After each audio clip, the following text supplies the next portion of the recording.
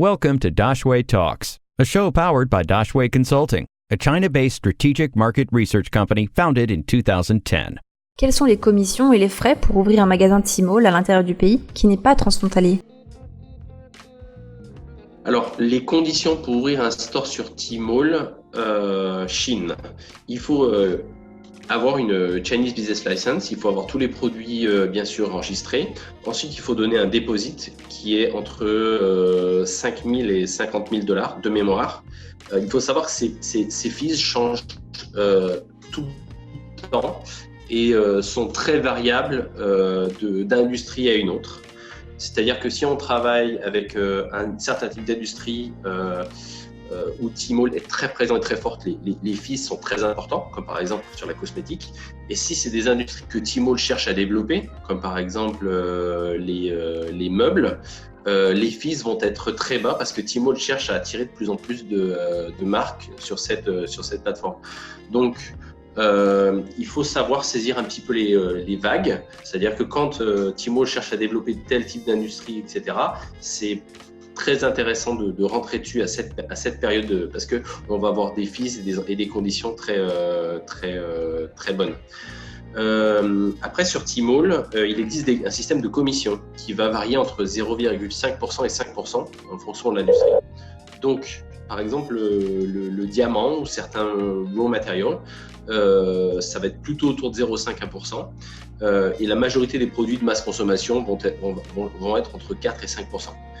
Alors, je sais que la question que tu vas me poser, c'est est-ce que ces chiffres sont publics ou pas ?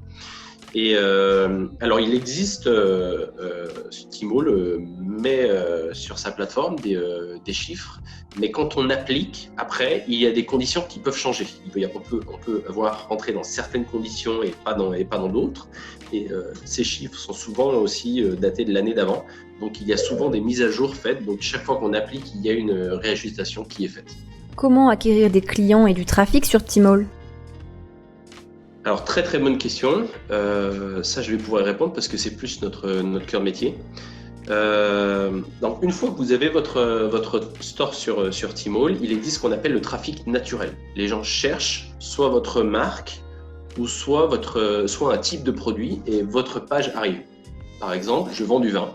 Les gens cherchent vin français et ils vont tomber sur un certain nombre de pages.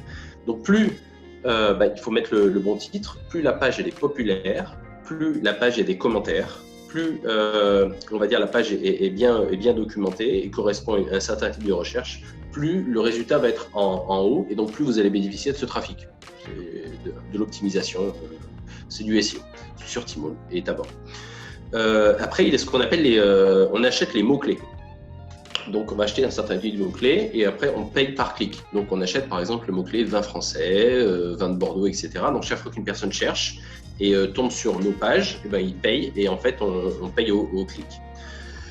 Il existe après donc, ce trafic payant, ce qu'on appelle les bannières. Donc, on peut mettre des bannières au début ou sur les côtés de certaines pages ou des pages des concurrents et chaque fois qu'on paye sur la bannière, en fait, les gens vont cliquer et payer. Donc ça, c'est ce qu'on appelle le trafic payant à l'intérieur de Tmall. Il existe le trafic payant à l'extérieur de Tmall. Donc, c'est un système de publicité à l'extérieur de Tmall où les gens payent chaque fois qu'ils voient la publicité. Et ça peut être aussi sous forme de retargeting, c'est-à-dire que les gens payent, vont sur la plateforme, on leur met un cookie et chaque fois qu'ils revont sur votre site, ils vont être redirigés sur votre page sur Tmall. Il y a ce qu'on appelle après le trafic hors Tmall, c'est-à-dire tout ce que la marque fait pour attirer le trafic vers ses pages, donc soit ses activités via ses propres réseaux sociaux ou ses propres campagnes de pub.